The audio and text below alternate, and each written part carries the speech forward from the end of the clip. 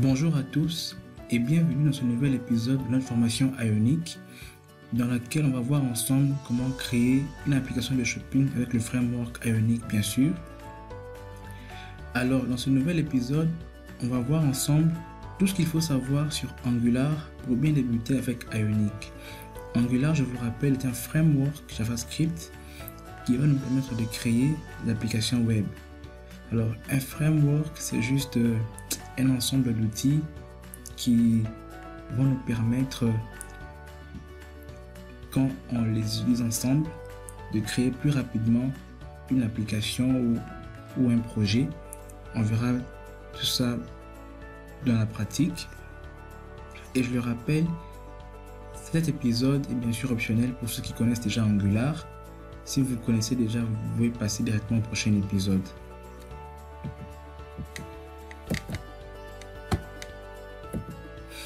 Alors, à la fin de cette section, on va voir ensemble les components.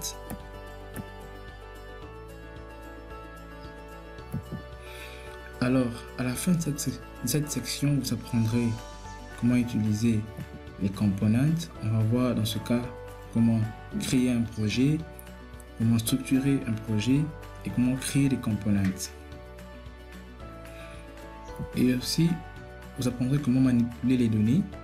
On verra le string interpolation, le property, event et data binding.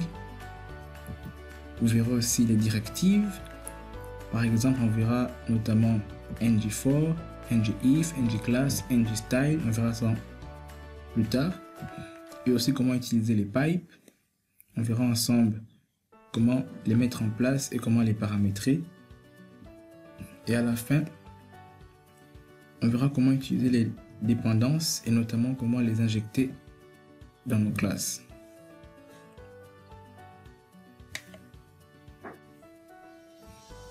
Alors, pour débuter avec Angular, on va voir ensemble quels sont les prérequis. Vous allez sur angular.io et vous cliquez sur Getting Started. Vous arriverez là. Et là, on voit premièrement qu'il faudrait qu'on ait une Node.js installée. Pour cela, vous allez sur le site de Node.js, nodejs.org, vous allez sur Download, puis vous téléchargez Node.js selon que vous êtes sur Windows, Mac ou autre, et selon votre version. Une fois Node.js installé, il vous fournira automatiquement aussi npm package manager. Et pour vérifier que tout cela est bien installé, on va sur notre terminal. Alors, moi je suis sur mon disque F, je vais créer un nouveau dossier. Je vais l'appeler tuto Angular et je me déplace dedans. Alors pour vérifier que Node.js est bien installé, je peux faire node-v. Alors j'utilise la version 8.9.4 et pour npm vous faites npm-v. Et pour npm, j'utilise la version 5.6.0. Et ensuite, on voit qu'il faudrait installer Angular CLI. CLI, ça veut dire tout simplement Command Line Interface. Le CLI d'Angular, ce sera un outil qui nous permettra d'exécuter des scripts à partir de notre terminal pour par exemple créer un projet Angular, pour structurer notre projet Angular, pour créer des components et pour produire notre application Angular par exemple. Pour l'installer, on va l'utiliser grâce à npm. On va faire npm install-g angular CLI. Je vais copier ça, copier et je colle ça là. Et moi, comme je l'ai déjà installé, je ne vais pas relancer le script. Mais pour vérifier qu'il est bien installé, vous pouvez faire ng-version.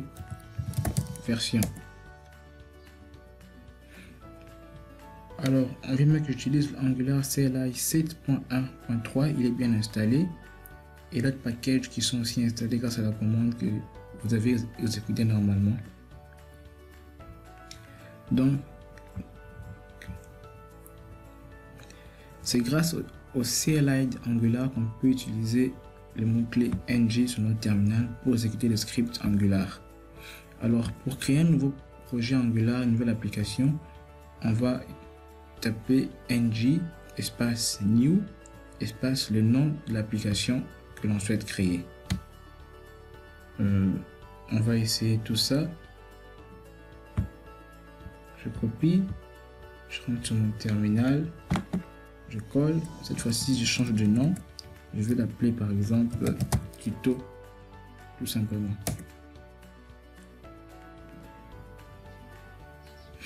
Alors là, on me demande si je vais ajouter le Angular routing. Je ne pense pas qu'on en ait besoin maintenant. Je fais non.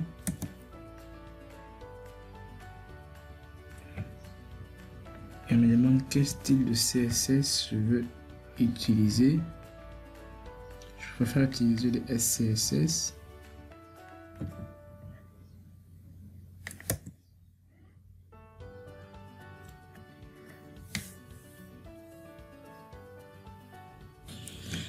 Alors, une fois que l'installation s'est terminée, on aura un nouveau dossier qui sera créé.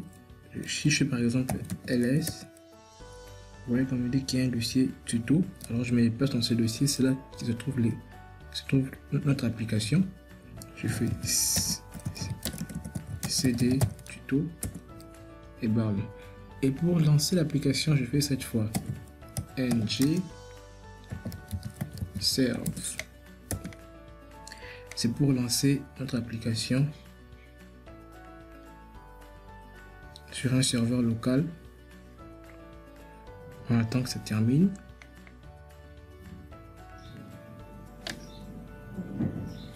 Alors, une fois notre serveur lancé, on aura d'ouvrir notre navigateur sur cette adresse localhost au port 4200. Et c'est ce qu'on va faire. Alors, on voit bien que notre application Angular est lancée. Alors, maintenant, on va voir ensemble comment est structurée une application Angular. Une application Angular est une arborescence de plusieurs components. Alors, les components sont les composantes d'une application Angular, bien sûr. Et ce qu'il faut savoir, c'est que chaque component doit avoir au minimum, en général, 3 fichiers. Un fichier HTML pour la vue, un fichier SCSS pour le style et un fichier TypeScript pour la logique. Donc, quand je parle d'arborescence, ça signifie qu'on doit avoir un component parent qui aura, lui, des components enfants et que chacun des components enfants pourra avoir à son tour des components enfants. Donc, ce sera une arborescence de components. Concrètement, on peut avoir une page web qui aura comme component principal en général app component, et ce component qui représentera notre page web, bien sûr, pourra avoir un header qui aura par exemple des liens pour le menu, pour l'accueil, pour le contact, pour l'aide. Alors ce header sera pris en compte par son component aussi, que l'on pourra appeler par exemple le component pour le header. Alors le header aura son fichier de style à part, son fichier HTML à part et son fichier TypeScript aussi à part. Et alors notre component principal app component pourra aussi avoir un footer qui sera pris en compte par son component aussi, et ainsi de suite. On peut aussi avoir par exemple un menu qui aura son component et aussi un body qui aura son component. Donc c'est un peu ça une application Angular. C'est une arborescence de plusieurs components et que l'on pourra créer à notre guise et manipuler aussi comme on le veut. Alors, j'ai ouvert mon projet avec Visual Studio Code. Je suis allé dans Fichier, ouvrir le dossier et j'ai sélectionné le dossier que je veux créer avec ma ligne de commande. Là, je vais vous montrer en bref comment est structuré notre code. On a un dossier E2E qui est destiné au test. On ne le verra pas dans cet épisode. Un dossier Node module qui contiendra tous les packages qu'on va installer via npm. Et si notre dossier source, c'est celui-ci qui nous intéressera, c'est celui-ci qui connaîtra tous nos codes sources, disons. Alors, je ne vais pas entrer dans les détails.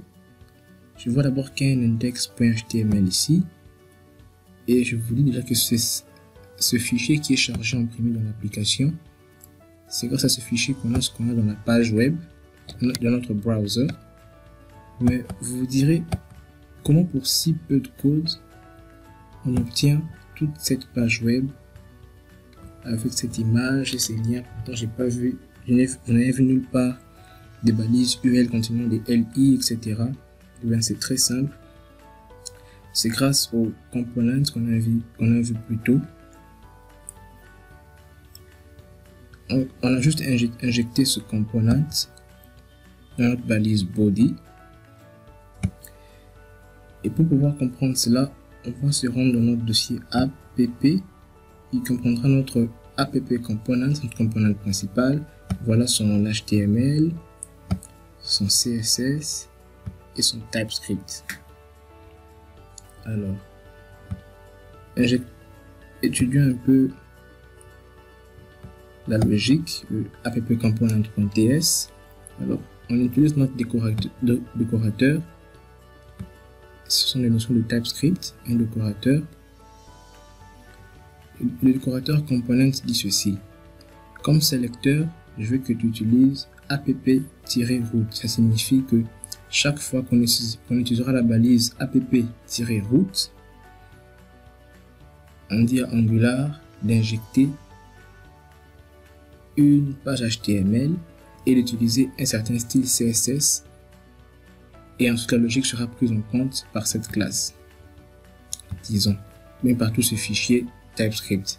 Mais comment Angular saura quel fichier HTML choisir et quel fichier CSS choisir? C'est tout simple. Il y aura une deuxième propriété dans notre décorateur component qui dira template URL. On va indiquer le chemin pour que Angular puisse choisir un fichier HTML.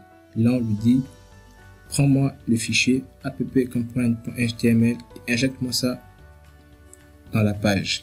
Donc, chaque fois qu'on écrira la balise app-root, ça injectera tous les codes compris dans app-component.html. Notamment, tout ce qu'on voit là, welcome to, here are some links to help you start, et des liens.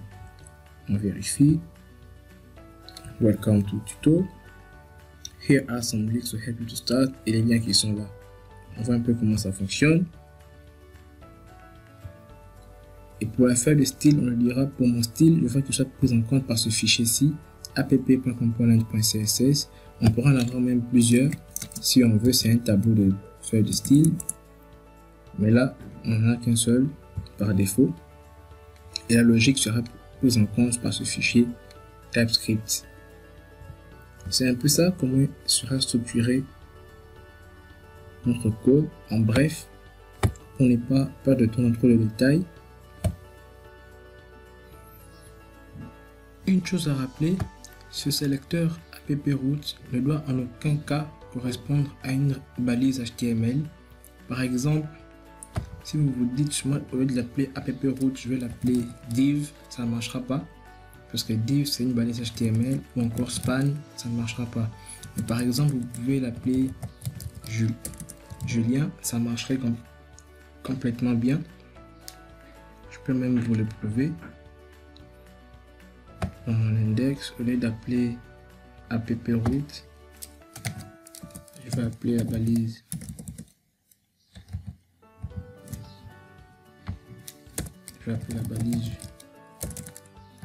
Julien par exemple.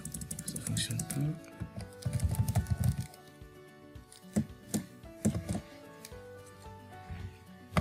Comme ça. Alors, je sais pas pourquoi il n'est pas en couleur rouge.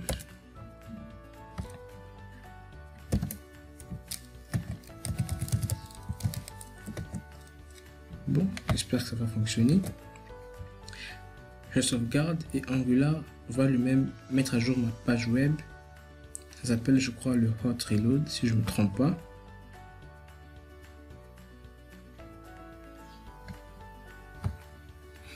Là, vous voyez que ça actualise et bam, mon code fonctionne toujours. Alors, je vais remettre les choses comme elles étaient au début parce que ce sera quand même un peu mieux. Ok.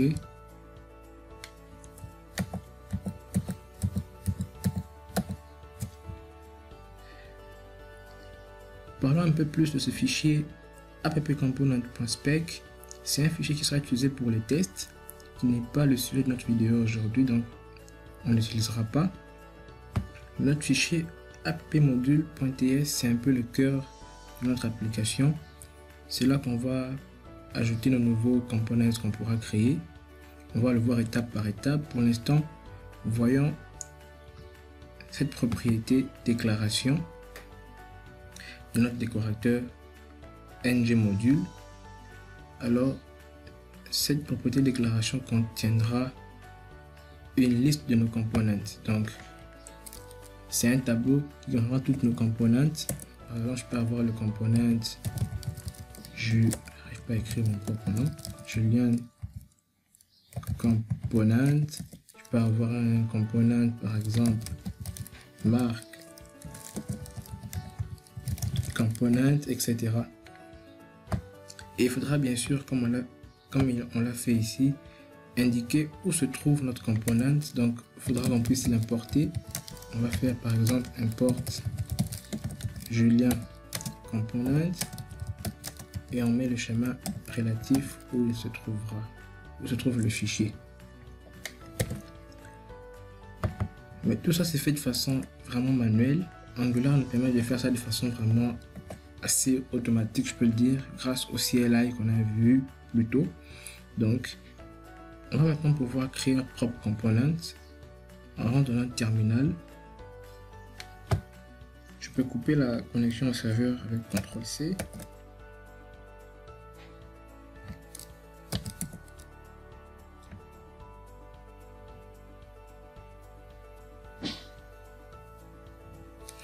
Et pour créer un nouveau component, c'est très simple. On fait ng pour Angular, generate pour générer, component,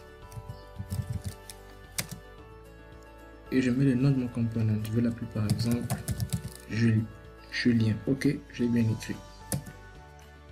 Entrée. Voilà, Angular a fini de générer mon component. Il me montre qu'il a créé 1, 2, 3, 4 fichiers. Mon fichier HTML, spec pour les tests, TypeScript pour la logique et CSS pour le style. Je vais voir ce que ça donne dans mon éditeur. Et je vois que dans mon dossier app, il m'a créé un nouveau dossier Julien qui contient bien sûr l'HTML classique, juste un paragraphe qui dit Julien Works, CSS pour les styles, je crois qu'il est vide pour le moment, spec.ts pour les tests, on n'en a pas besoin pour le moment, bien sûr, et bien sûr notre fichier TypeScript pour la logique. Alors, notre sélecteur, ça sera app-julien.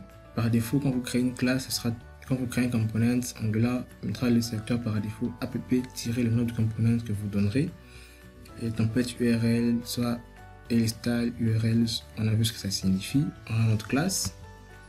Implement, ça signifie tout simplement, je veux que la classe Julien component utilise l'interface onInit. C'est juste ça.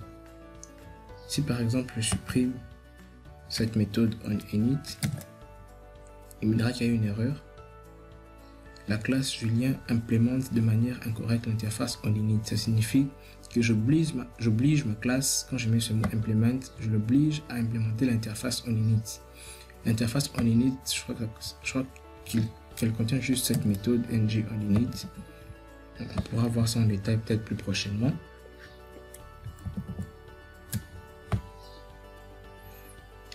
Et voilà, Mais supposons que, c'est vrai que je n'ai pas donné le nom qu'il faut, mais supposons qu'on veut que ce component soit plutôt un footer.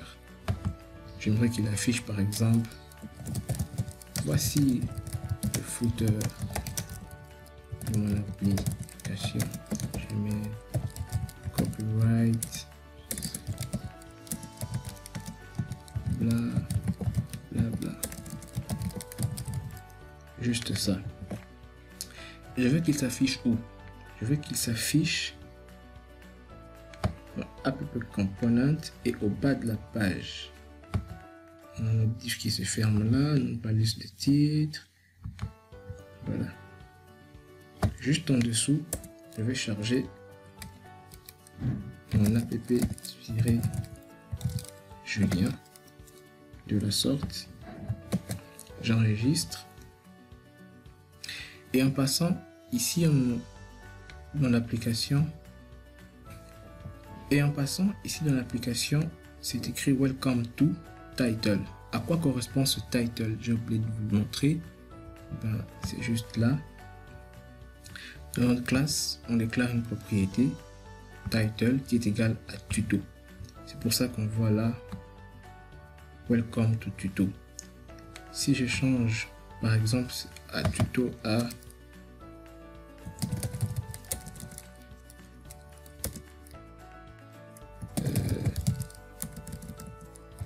Julien application, vous verrez ce que ça donnera. Et là, je vais relancer mon serveur. Je vais faire ng serve. Mon serveur s'est relancé. Je vais sur ma page, je l'actualise.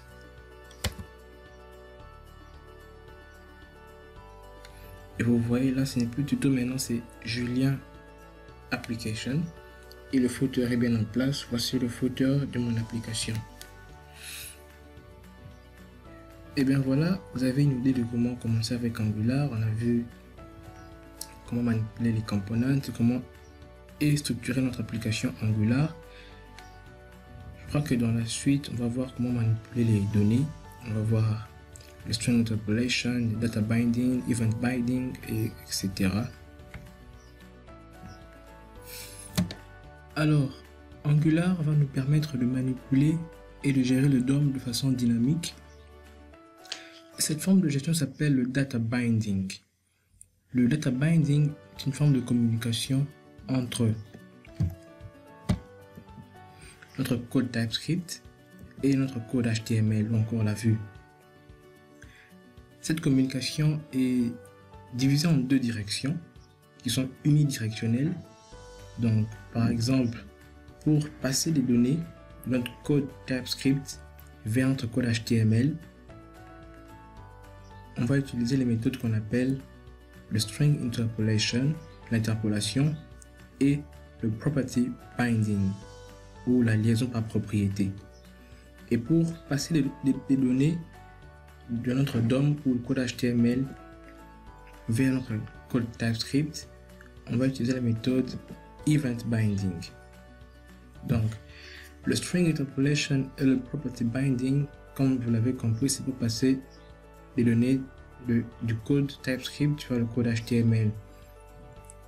Par exemple, prenons le cas que j'ai une fonction de mon code TypeScript qui me renvoie la racine carrée d'un nombre qui lui est passé en paramètre. Pour afficher ce nombre de mon code TypeScript vers mon TypeScript vers le code HTML, je vais utiliser le string interpolation et le property binding, par exemple. Et le event binding, supposons que j'ai un bouton et en cliquant sur ce bouton, je veux que une fonction soit exécutée. Donc, je vais écouter un événement, clic par exemple, et je veux que mon code TypeScript réagisse à cet événement. Ça s'appelle le event binding. Et ces deux méthodes sont unidirectionnelles. Mais on peut aussi avoir une méthode bidirectionnelle qu'on appellera le two-way binding. Mais commençons d'abord par le string interpolation.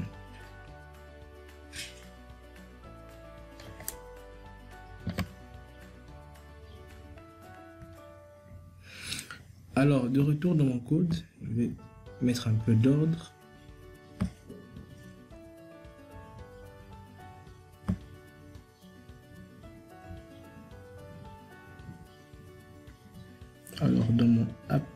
component.html, j'ai pas envie qu'il m'affiche tout ça.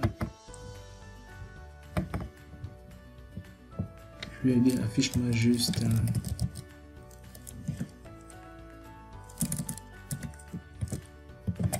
salut tout le monde. Oh non.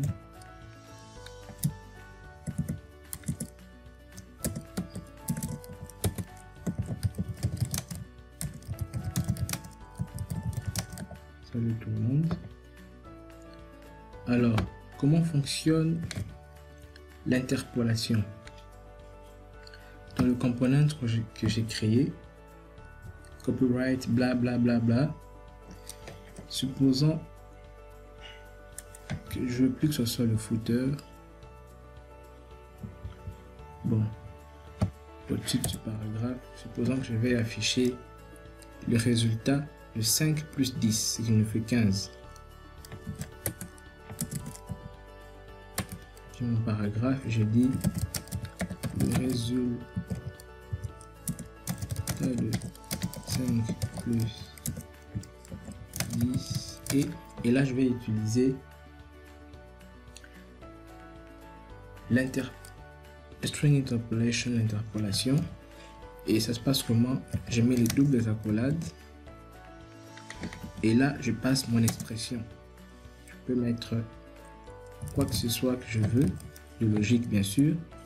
Ce sera une expression que TypeScript va analyser et va me renvoyer un certain résultat. Si je lui mets par exemple, je me fais 5 plus 10, vous verrez qu'il me renverra 15. Alors, je sauvegarde et je vais voir dans mon navigateur.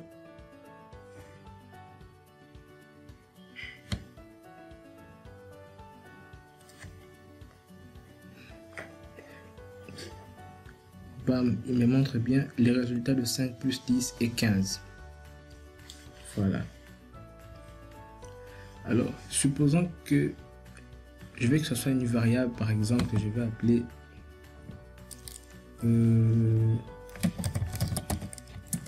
addition. Je veux que ça m'affiche addition. J'actualise, je vais voir dans mon navigateur.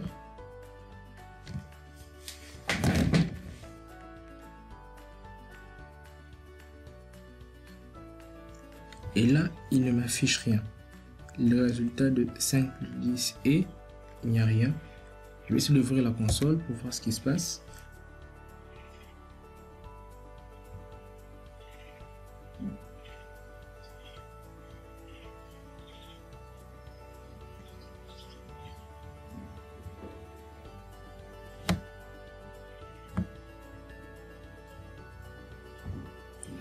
Et je n'ai rien non plus. Donc, on va voir maintenant comment utiliser une variable pour afficher des données. Donc, je vais rentrer dans mon component.ts. Je ferme ça. Je vais déclarer une propriété addition. Et bien sûr, quand j'utilise TypeScript, je sais que je dis que ça sera un nombre.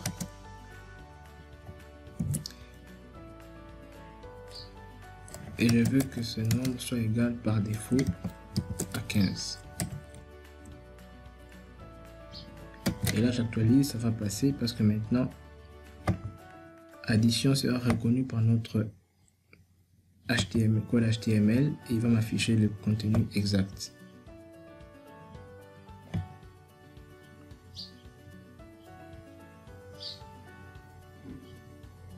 Là, il me renvoie bien les résultats de 5 plus 10 et 15. Voilà un peu comment fonctionne le string interpolation, l'interpolation. Je peux aussi lui passer une méthode.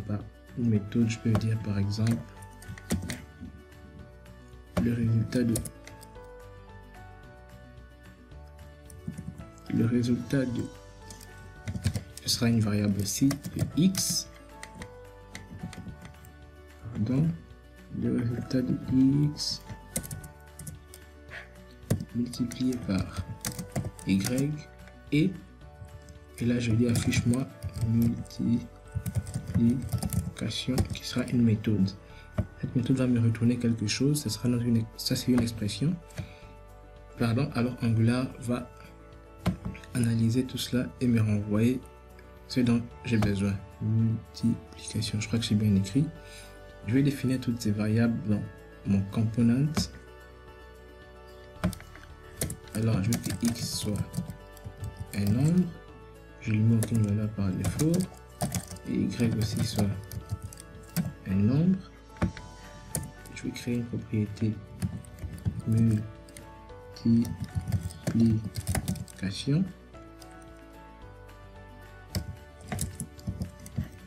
Et cette propriété me prend rien par une méthode. Cette méthode, pardon, je crée une méthode. Cette méthode me renvoie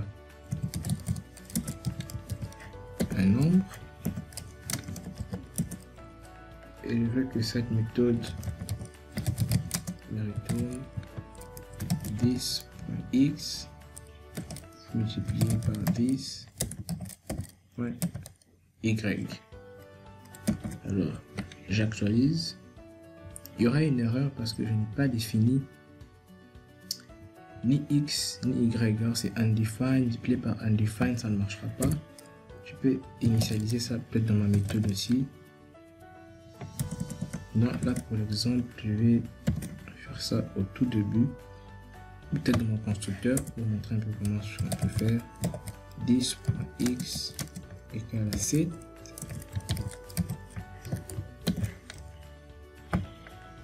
Et 10.y égale à 3 par exemple. J'actualise, je vais voir ce que ça donne. Alors là j'ai une erreur, je vais voir ce qui se passe. Je vois qu'ici j'ai écrit multiplication. Multiplication, c'est bien maintenant. Je vais copier.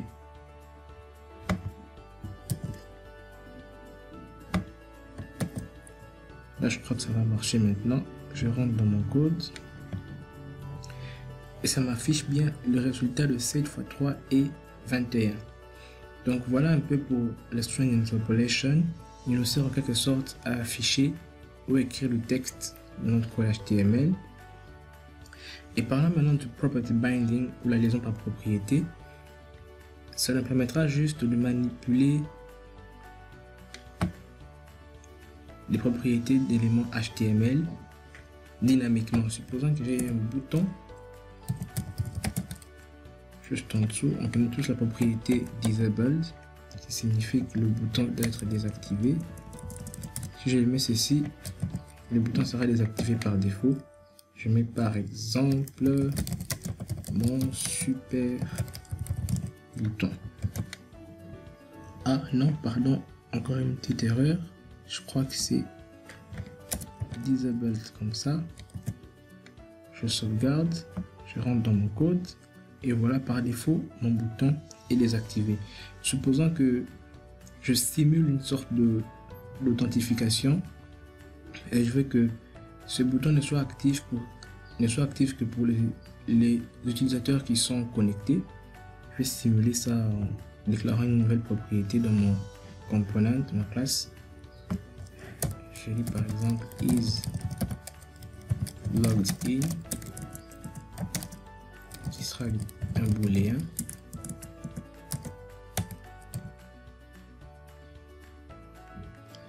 Et je vais simuler un appel d'API dans le sens où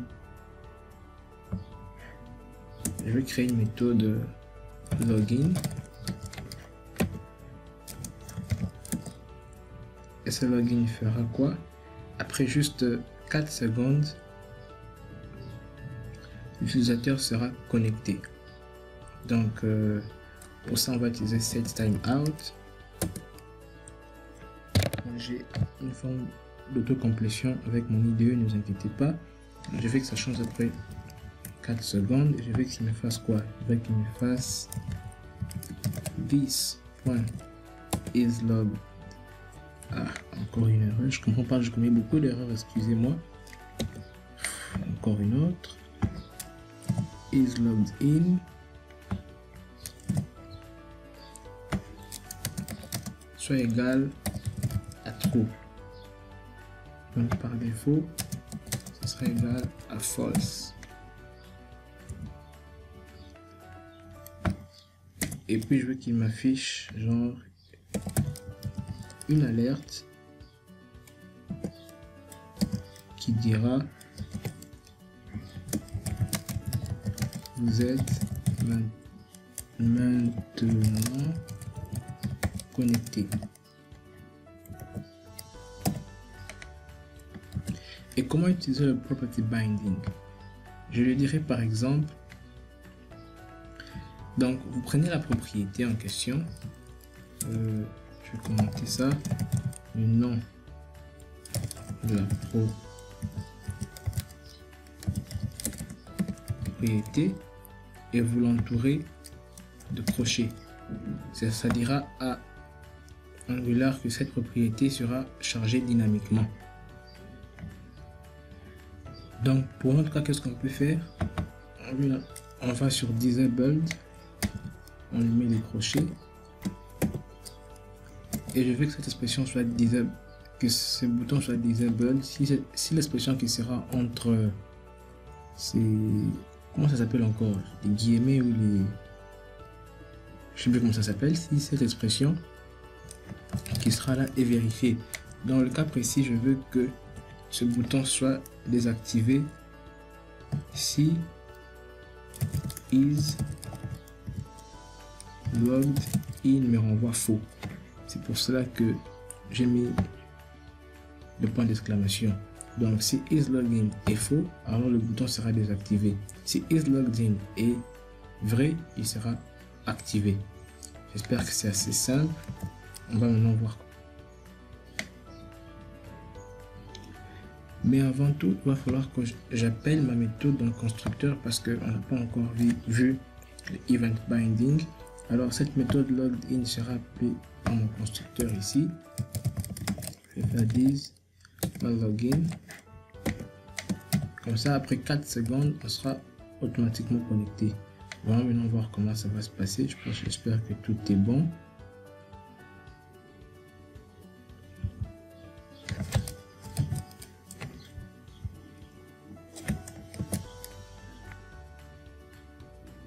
Et vous allez voir après 4 secondes, le bouton sera activé.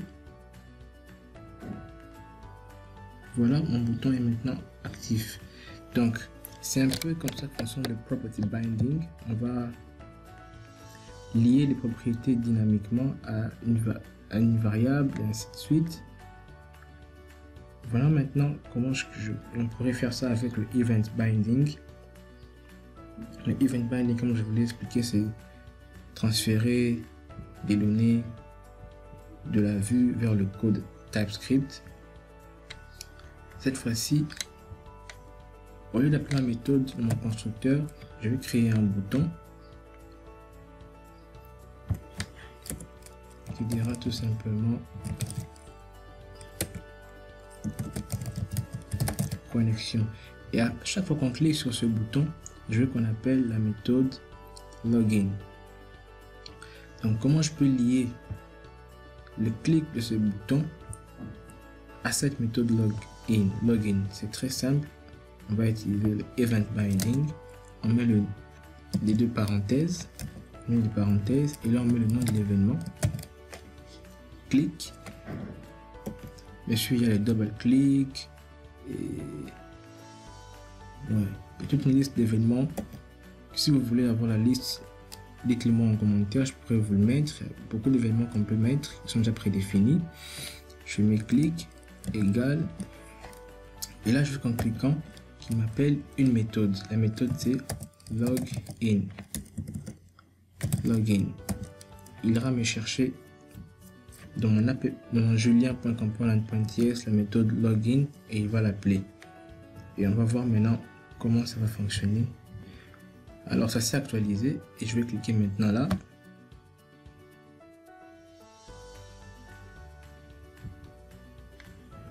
Bam, vous êtes maintenant connecté et voilà, ça fonctionne.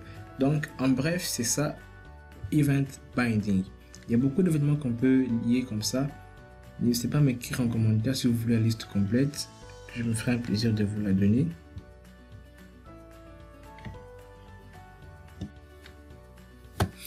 Alors, pour finir avec les données, on va voir maintenant le two-way binding qui en quelque sorte utilise les deux types de liaisons qu'on a vu précédemment, donc le property binding et le event binding ensemble. Même côté syntaxe, vous allez voir qu'il les rassemble vraiment. Et pour utiliser, disons que le two-way binding est généralement utilisé pour récupérer les données d'un formulaire et les traiter en quelque sorte. Et pour cela, Angular, on utilise un module qui s'appelle form modules. Et je vais devoir l'ajouter à notre application. Je vais dans mon app module. Je vais importer form module. Je pense que je vais me tromper. Import forms module. J'ai lu où est-ce qu'il doit aller chercher ça. Slash Angular slash forms.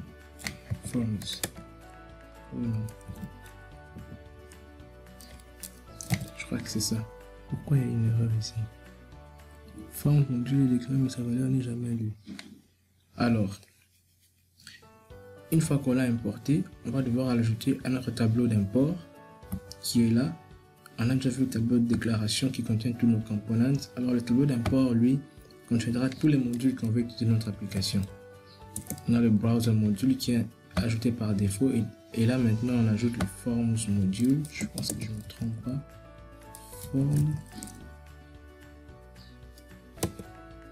Forms module.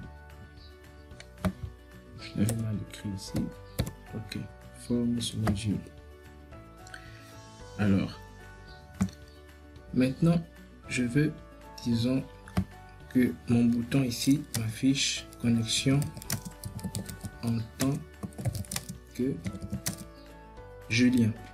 Je peux lui mettre ça comme ça en tant que Julien, mais juste comme ça, fait de façon dynamique avec le two-way binding. Alors, je vais lui passer une variable que je vais appeler mon nom. Et pour récupérer mon nom, je vais utiliser un champ input de type texte. Je vais le lier à cette variable mon nom en utilisant le two-way binding. Pour cela, on utilise, pour vous souvenir de la syntaxe, souvenez bien de ça, banana in the box. Donc, on a une banane dans une boîte. Vous voyez bien, on a le property binding avec le crochet et le event binding avec les parenthèses. Banana in the box. Donc, je l'ai dit. Banana in the box d'abord. Il faut utiliser le mot-clé ng model. ng model. ng avec m en majuscule. ng model avec m en majuscule. Et je le lis à cette variable mon nom.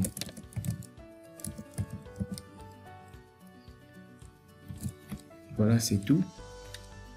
Donc à chaque fois que l'on va rentrer quelque chose ici, il sera affiché automatiquement dans le HTML. Et côté JavaScript, TS, je vais aussi afficher automatiquement ici. Vous êtes connecté en tant que Julien. Alors, pardon. Je vais pas le dire ça comme ça. Je veux que ça soit une variable en tant que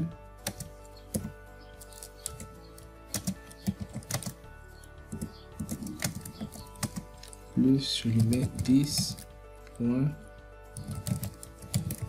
mon nom. Alors TypeScript ne connaît pas ça, n'existe pas sur les types, alors je dois déclarer ça de ce côté. Mon nom sera une chaîne de caractères et je vais pas l'initialiser. Bam, je sauvegarde, je vais dans mon navigateur. Alors j'ai mon champ qui est là et je vais écrire Julien, vous voyez qu'automatiquement il me l'ajoute ici. Et dès que je clique, après 4 secondes, ça va passer. Vous êtes maintenant connecté en tant que Julien. Ok, c'est juste ça, le two-way binding. Alors, on va voir maintenant ensemble ce que sont les directives. Les directives sont des instructions qui sont intégrées dans le DOM. Alors, à chaque fois qu'Angular verra une directive, il va suivre les instructions correspondantes. Principalement, on a deux types de directives, les directives structurelles et les directives par attribut.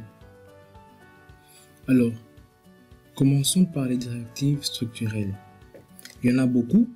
Pour commencer, on en verra deux. Alors, une directive est dite structurelle quand elle modifie la structure du DOM en ajoutant ou en supprimant un élément du DOM par exemple. On va commencer par voir ngIf. ngIf qui nous permettra d'afficher ou non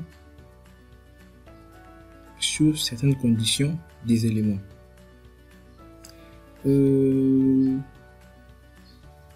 Supposons que j'ai ici une liste qui soit protégée. Je dis voici la liste des tutos protégés.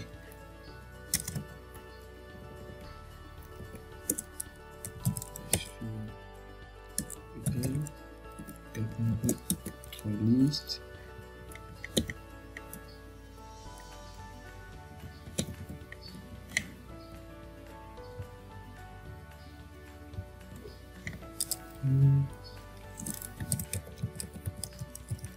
JavaScript. Là je mets TypeScript. Là j'ajoute Angular. Là je mets Ionic. J'actualise, on va voir ce qui se passe dans le navigateur. Alors, voici notre liste de tutos protégés. Rien de bien spécial. De retour dans mon code, je veux que maintenant que cette liste s'affiche seulement si, alors là je mets ngIf et là il faut ajouter un astérisque au début. Seulement si cette expression est vérifiée. Donc, tu m'affiches cette liste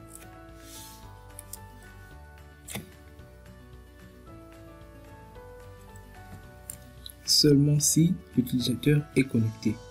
Donc, on va mettre is logged in. J'actualise.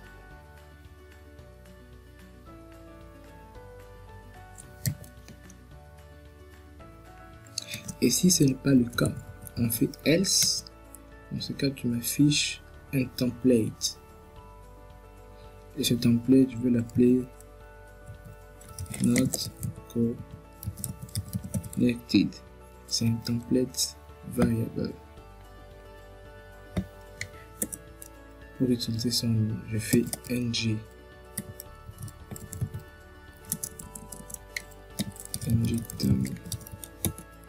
template. Je lui donne le nom que j'ai donné plus haut. D'abord, je mets le dièse. Not connected, ça signifie que si cette expression me renvoie n'est pas vérifié mais renvoie faux, utilise ce template. Donc, vous ne pouvez pas voir la liste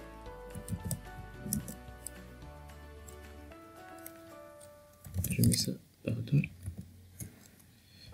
je vais mettre ça dans un paragraphe.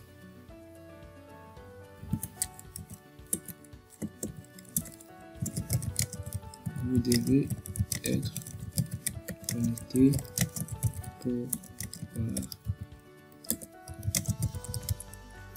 cette liste. Je sauvegarde. Je vais dans mon navigateur. Et là, il m'affiche bien, vous devez être connecté pour voir cette liste. Comment me connecter?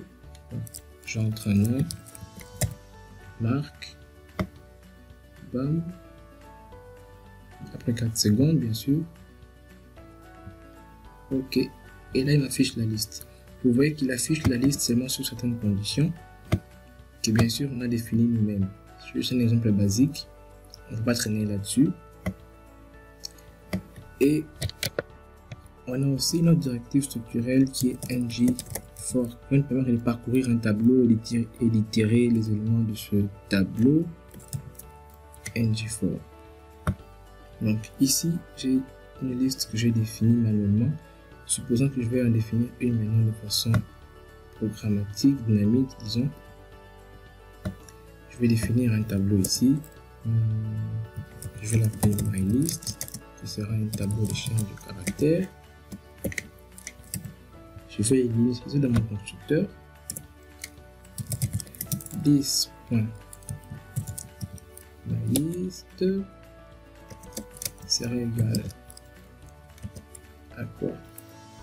Bim, par exemple, disons météore, électron, sans que je mette ici webpack, pourquoi pas.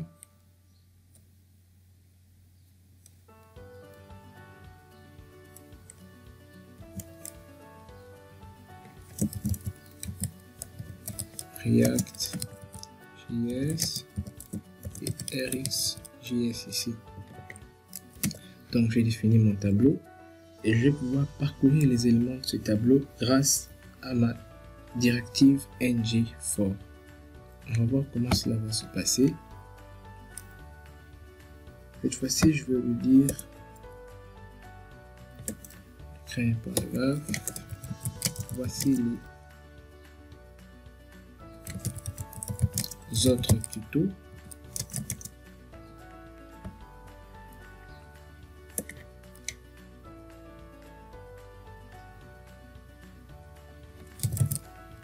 Et je vais mettre UL qui comprendra bien sûr liste d'éléments. Mais comment faire ça dynamiquement? C'est très simple. Je mets bien sûr l'astérisque, je mets ng for et je mets égal. Alors, qu'est-ce qui se passe? Je veux lui dire. Je vais d'abord lui passer le nom de mon tableau, ce sera MyList. Et je lui ferai let list of MyList. Donc, chaque élément de mon tableau sera maintenant liste. Donc, à la première itération, le premier élément sera liste. À la deuxième itération, toujours liste. Donc, si je veux afficher la liste d'éléments concrètement, je fais maintenant liste. Vu que c'est une expression, Angular saura comment transformer tout ça. Je pense qu'on est bon. Je sauvegarde, j'actualise. Et voilà, vous voyez, voici les autres tutos. Alors, Angular a parcouru notre tableau dynamiquement pour nous. Et il nous a affiché chacun des éléments. Il y a beaucoup de choses qu'on pourrait voir avec ng-for, mais on va voir que l'essentiel. Là, on a itéré sur un tableau de chaîne de caractères. On peut aussi itérer sur un tableau d'objets. Supposons que je modifie ce tableau. Je me dis que ce sera un tableau qui comprendra des éléments de type any. Pardon. Le premier objet contiendra la propriété nom qui sera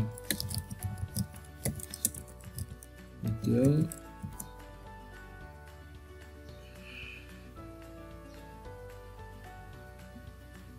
Et disponible. Je mets par exemple true. Je vais dupliquer tout ça.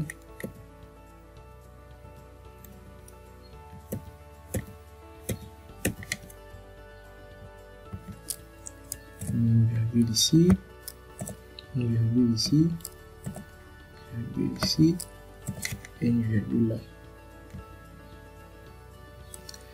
Disponible, si je mets false, ici aussi false.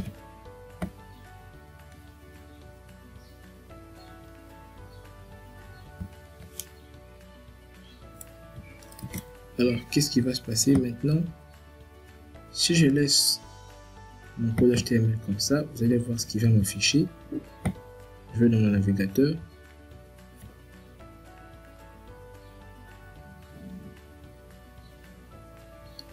Alors, il me montre object, object, object, object. Donc, ce sont des objets. Et j'ai besoin de les spécifier quelle propriété je souhaite afficher.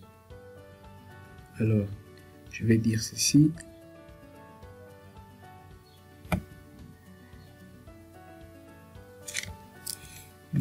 Je veux que le nom soit égal.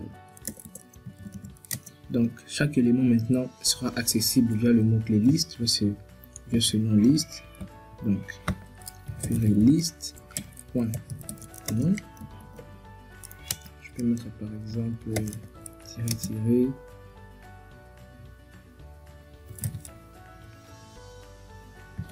disponible serait égal à liste.disponible. Je pense que c'est ça que je vais mettre en propriété. Pour être sûr, je copie quand même. Disponible. Et on va voir maintenant ce qui va se passer.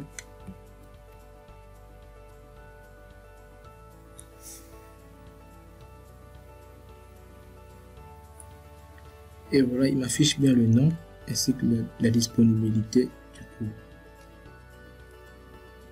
Alors là, attention, j'ai pas changé les noms, mais plutôt il fallait que je mette là par exemple LCS, Electron, React, Webpack, je sauvegarde et bam, tout fonctionne comme avant et normalement. Donc c'est un peu ça, on ne va pas traîner là-dessus. Voilà maintenant les directives par attribut. Alors ce sont des directives qui, contrairement aux directives structurelles, ne modifient pas la structure du DOM, mais modifient le comportement d'un objet du DOM, si je peux le dire ainsi. On a déjà vu ça avec ngModel, qui est une directive par attribut. Alors nous allons voir par exemple deux directives par attribut. D'un côté on aura ngStyle qui va nous permettre d'appliquer des styles CSS à un objet du DOM de manière dynamique, et aussi ngClass qui va nous permettre d'assigner des classes, d'ajouter des classes à un objet aussi du DOM de façon dynamique. Commençons par ngStyle. Supposons que je veuille que ce paragraphe, voici l'autre tuto, je veuille que ce paragraphe soit en rouge. De façon dynamique, je pourrais lui dire ngStyle. Il faudrait ajouter les crochets ngStyle. Et j'aimerais qu'il ait quel style.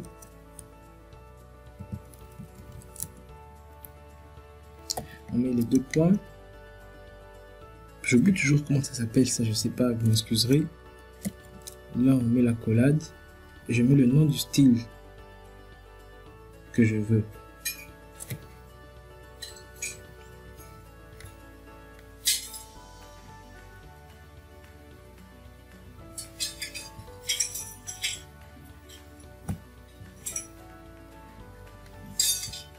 Et je mets le nom du style que je veux.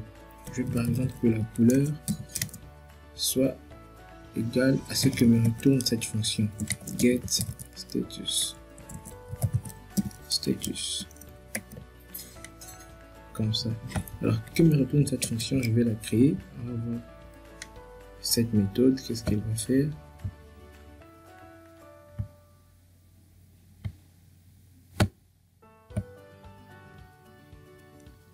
cette méthode getStatus,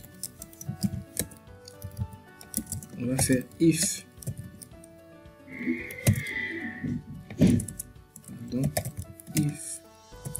is logged in. Donc si l'utilisateur est connecté, ça nous retourne green, et sinon ça nous retourne red. Et on va voir maintenant ce que ça donne dans le navigateur. Et vous voyez bien que ça me donne rouge par défaut parce que je suis pas connecté. Si je me connecte en tant que Marco, on voit après 4 secondes, et bam, il est bien fait. Vous voyez qu'on a appliqué un style de façon dynamique.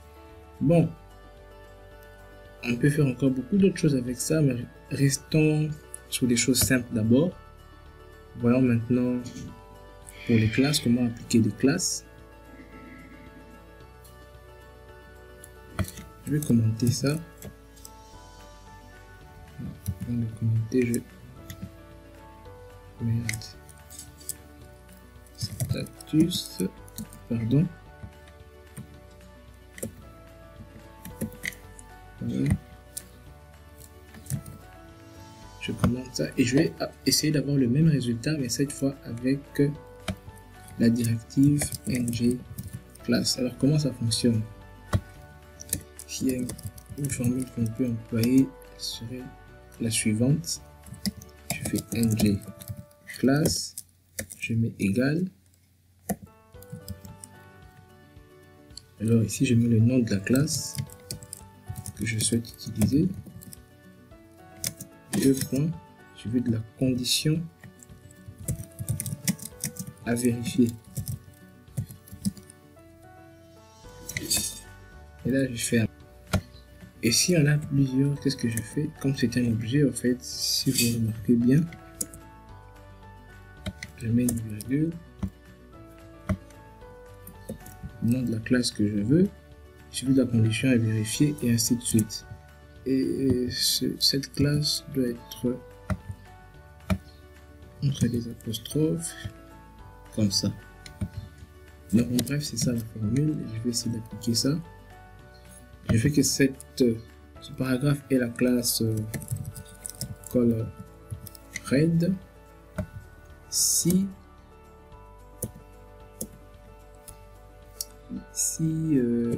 is logged in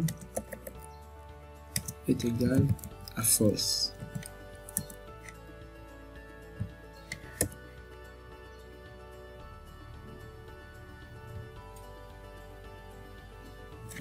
Je me suis un peu embrouillé là, pardon.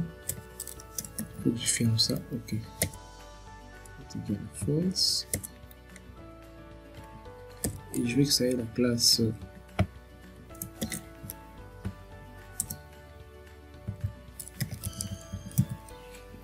color green si is logged in est égal à true. Alors pour pouvoir bien utiliser ça, il va falloir que je crée ces classes bien sûr.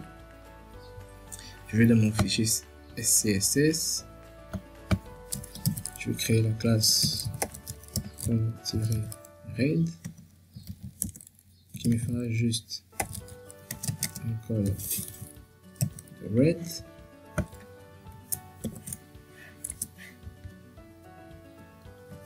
Et la classe color-green qui me fera juste un color green. Alors je sauvegarde tout ça, je vais dans mon navigateur. Oh pardon, il y a une erreur, je crois que j'ai oublié les apostrophes.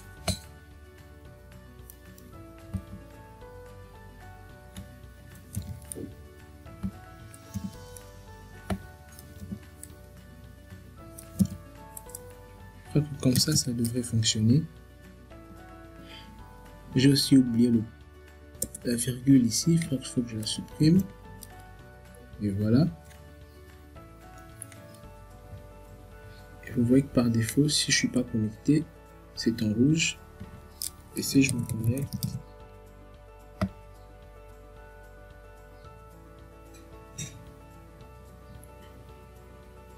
bam, il redevient vert. Alors c'est déjà tout pour cet aperçu sur les directives. On va voir ensemble maintenant comment fonctionnent les pipes. Alors on va voir maintenant les pipes dans Angular. Comment fonctionnent les pipes? C'est tout simple, les pipes prennent en entrée, en input, donc des données, et puis transforment ces données, puis en sortie, nous affiche les données qui ont été transformées. Ça paraît compliqué, mais c'est tout simple. S'il peut y avoir une formule pour les pipes, ce serait les données que l'on veut en entrée, ou la donnée peut-être.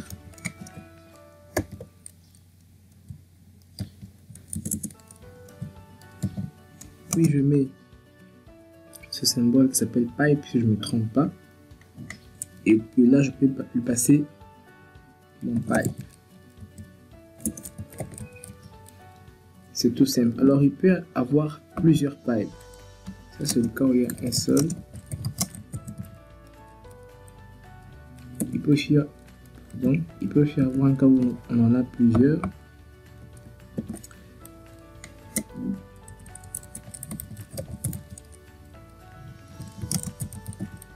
Dans le style, on aura les données ici qui sont entrées. Et là, on aura pipe 1, pipe 2, pipe 3, et ainsi de suite. Vous avez compris la logique. Et bien sûr, les pipes peuvent aussi prendre des paramètres qu'on appelle des arguments de paramétrage, si je ne me trompe pas.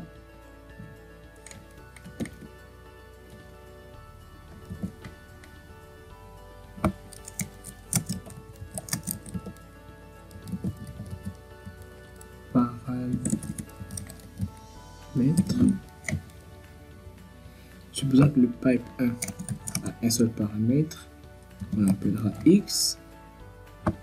Le pipe 2, lui, il en a deux, x, y. Le pipe 3, lui, il n'en a pas, il reste comme ça. Donc la logique est assez simple, vous voyez que c'est pas si compliqué. Là pour l'exemple, on va voir pipe date et le pipe uppercase. Le pipe uppercase prend une variable en paramètre, une chaîne de caractères normalement, et la transforme en majuscule.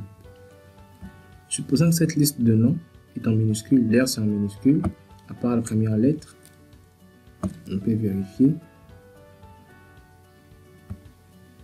Il y a que la première lettre qui est en majuscule et le reste est en minuscule. Alors, je veux que tout soit transformé en majuscule, c'est tout simple. Je mets le symbole, je mets le nom de mon pipe, uppercase. Je sauvegarde et je vais dans mon navigateur. Et chez Kibon, vous voyez, tous les noms ont été transformés en majuscules. Ça c'est de 1 et de 2 on peut voir le pipe date. Alors comment est-ce qu'il fonctionne? Supposons que quand je me connecte, quand je simule ma connexion, il y a eu ce bouton déjà, click login, ok.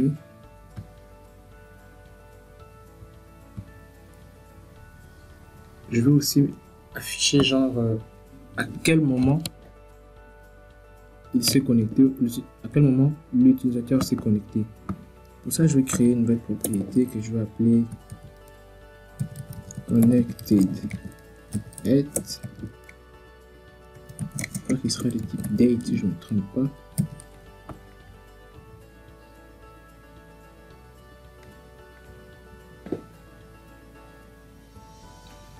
Non seulement il me fera un alert, il me fera aussi is logged in true, il me fera aussi 10. Connected 8 va recevoir new date. Et je vais afficher ça à chaque fois que je me connecte. Je vais le dire. Je vais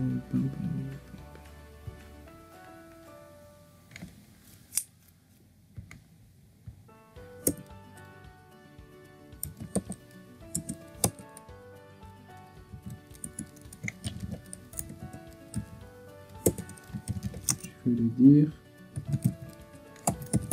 Utilisateur.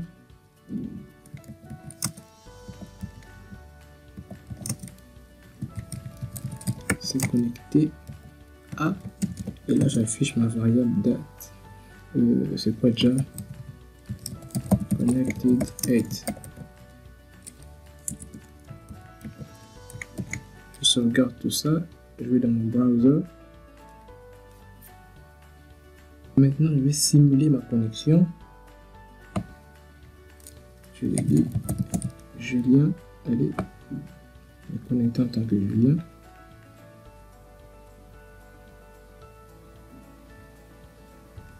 Ok, et voilà, ça m'affiche une date mais pas très bien formatée. Vous voyez, c'est pas vraiment user friendly, c'est pas intéressant, et c'est à ça que va servir le pipe date qui est fourni par défaut par Angular. Il va nous permettre de modifier tout ça. On va lui passer ça en paramètre d'entrée, il le transforme, et en sortie il nous affiche une date vraiment un peu plus fancy. Vous allez voir, c'est tout simple. La variable est là, je mets le pipe date, bam, c'est fini. Je rentre là, ça va actualiser. Alors je me reconnecte.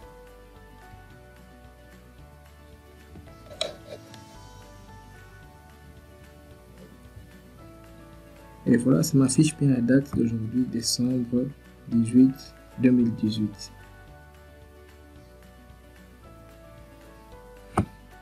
Donc, c'est tout pour les pipes. C'est vraiment juste une brève introduction. N'hésitez pas à me dire en commentaire si vous en voulez un peu plus sur quoi que ce soit sur ce tuto. Là, on va voir maintenant les injections de dépendance qui sont, à mon avis, l'un des points les plus importants pour le framework Angular et pour le framework Ionic. Comment injecter des dépendances. Ça se passe tout de suite. Alors, comment fonctionnent les injections de dépendance? Supposons que je vais utiliser le module HTTP de Angular. Pour l'injecter dans mon component Julien, c'est très simple. Je vais d'abord devoir l'importer et dire à Angular où est-ce qu'il se trouve, et puis je vais l'injecter dans mon constructeur ici. Alors où est-ce qu'il se trouve? Je n'invente rien. Ce module,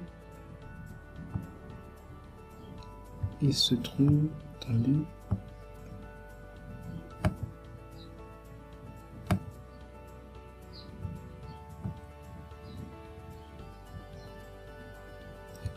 alors il se trouve dans le dossier node module @angular common et puis HTTP.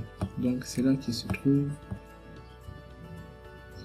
ce fameux module. Alors je vais importer ce module. Import HTTP client module from, j'indique le chemin où il se trouve, Angular/common/http. Bon, et ce module, je vais devoir l'ajouter à notre tableau de module. Là, je me suis trompé, je dois l'ajouter dans notre app.module ici, et je l'ajoute à notre tableau d'import HTTP client module. Alors dès que c'est fait, je vais pouvoir accéder à ça dans mon component. Cette fois-ci, au lieu d'importer le module, je vais juste importer HTTP HTTP client from Angular/command/HTTP. Et je vais l'injecter dans mon constructeur en disant utilise ce module HTTP client. Mais comment je vais avoir accès à cet élément? Il faudra que je puisse accéder à ça via un nom de variable. Cette variable, je vais l'appeler HTTP. Comme ça, HTTP sera le type HTTP client. Et aussi, je vais donner un modificateur d'accès qui sera public. Comme ça, on pourra accéder à cette propriété depuis l'extérieur de notre constructeur aussi. Alors, ce que fait le service HTTP dans Angular, c'est qu'il nous permet d'appeler des API pour obtenir des données et ainsi de suite. On pourra opérer des méthodes post, get, delete, patch, put et tout cela. Comme ce n'est qu'une introduction, on va juste voir la méthode get, comment on va récupérer des données via une API. Cela nous aidera beaucoup d'informations ioniques. Alors je vais faire this http.get et là, comme vous voyez en paramètre, il m'attend premièrement l'URL qui est une chaîne de caractères. Alors l'URL, c'est tout simplement une API qui est disponible gratuitement sur internet. C'est une fake API, hein, c'est juste pour un exemple. Alors moi je veux juste charger des utilisateurs qu'ils ont créés par défaut. L'URL de leur API c'est https://json placeholder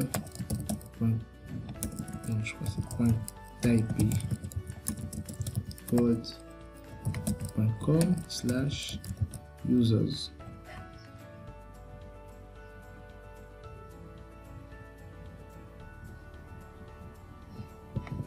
Alors je vais stocker tout ça dans une variable. Disons que je vais l'appeler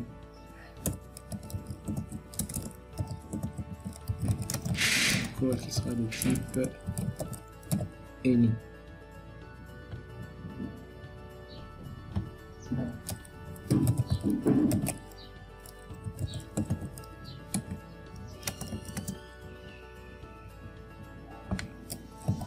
Alors, une fois que j'ai fini, je vais afficher dans ma console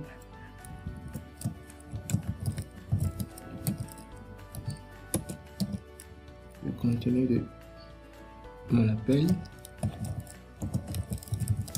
Call et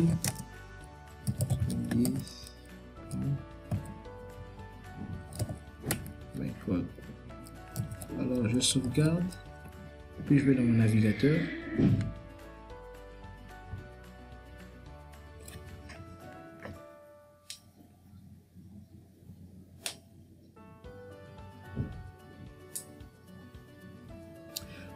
Alors, j'ai bien appelé l'API, mais il me retourne un objet avec comme première propriété is, scalar, false et tout ça. C'est un peu compliqué, mais c'est très simple. Le problème, c'est que cet appel d'API me renvoie un observable. Cette méthode get me renvoie un observable, et pour avoir accès à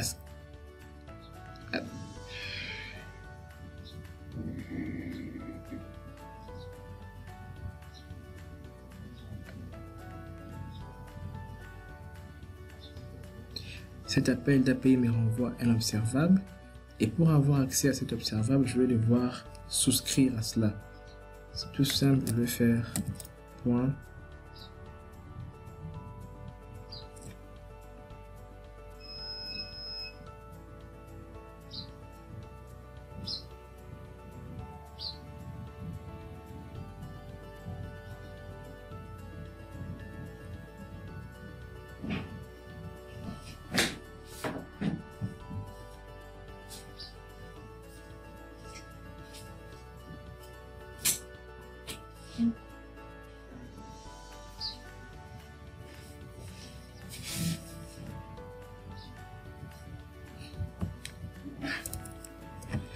Et pour avoir accès à cet observable, je vais devoir souscrire et je ferai tout justement point subscribe. Je vais faire ça un peu plus bas. Point subscribe.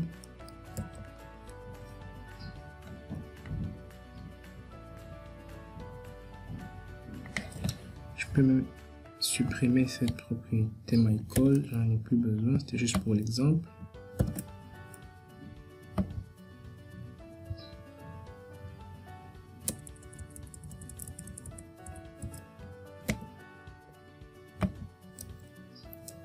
Et je veux accéder aux éléments auxquels je souscris. Je vais les appeler data. C'est une fonction fléchée. Je vais juste faire un console.log des éléments auxquels j'ai souscrit. Il ne me complète pas ça automatiquement, je ne sais pas pourquoi. Console.log. Data is data. J'enregistre. Je vais dans mon navigateur.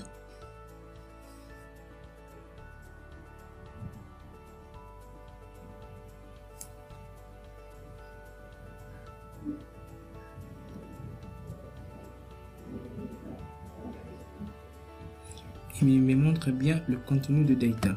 C'est un tableau qui contient 10 éléments qui sont tous des objets avec les propriétés ID, name, username et autres. Voilà, c'est déjà fini pour cet épisode dédié à Angular. Si vous avez aimé la vidéo, n'hésitez pas à la liker, à la partager autour de vous. Laissez-moi des commentaires si vous avez des préoccupations. Merci beaucoup d'avoir été jusqu'au bout. D'ici là, portez-vous bien. On se revoit très bientôt dans le prochain épisode. Et abonnez-vous à la chaîne. Peace.